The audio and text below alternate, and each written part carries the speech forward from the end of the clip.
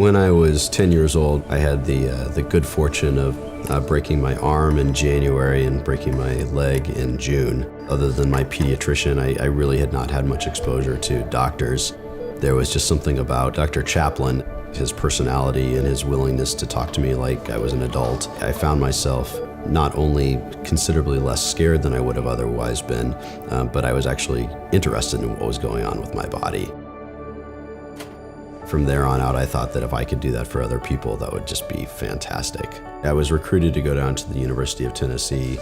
In many ways, Tennessee just wasn't home. So when the opportunity arose here to help build a neuroscience program at a hospital in a community we knew and loved already, it was just too much of an opportunity to pass up.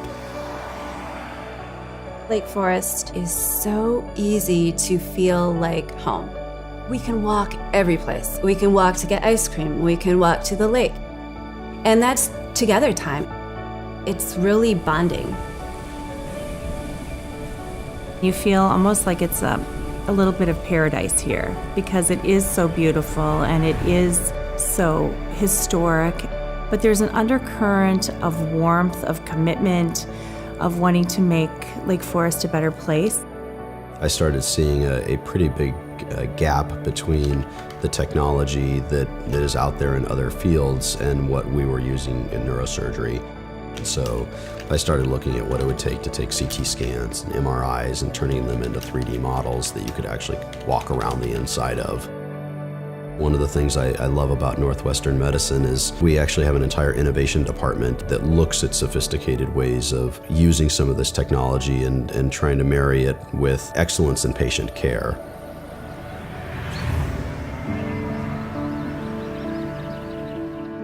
They didn't know what was wrong, but they knew something. Something was drastically wrong. He most likely was having a stroke.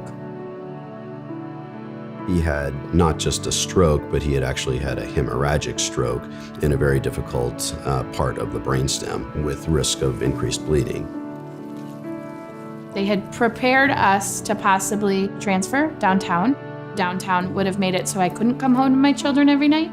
When they decided that they could keep Matt at Lake Forest, it's because they had their neurotele unit. We were able to actually use some of the new technology to use video screens where we could actually consult with one of the neuro ICU doctors downtown, which allowed us to have a neurointensivist downtown keep an eye on him while he's in our ICU here.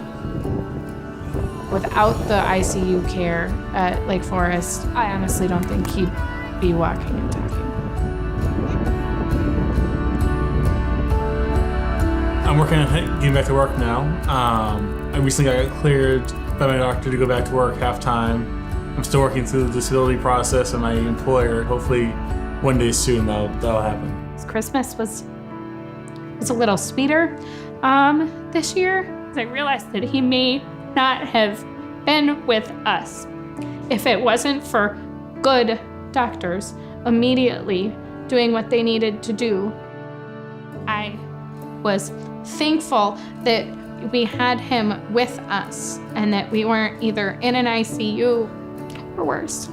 So, even though we have this beloved hospital that's been kind of a community hospital largely for the Lake Forest community, any community has to constantly reinvent itself. The new Lake Forest Hospital is a major change in just the level of care in general. It's providing a much higher level of care and sophistication for not only the Lake Forest community, but also for the surrounding communities. We're building on something that was already great and making Lake Forest Hospital even greater.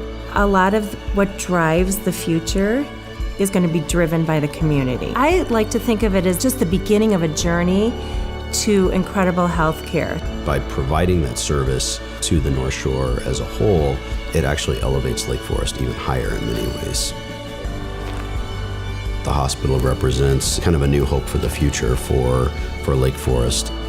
We are a world-class institution with world-class care providers who work together as a team for their benefit, and they feel like they're at the center of that. Everything is finally about to come together.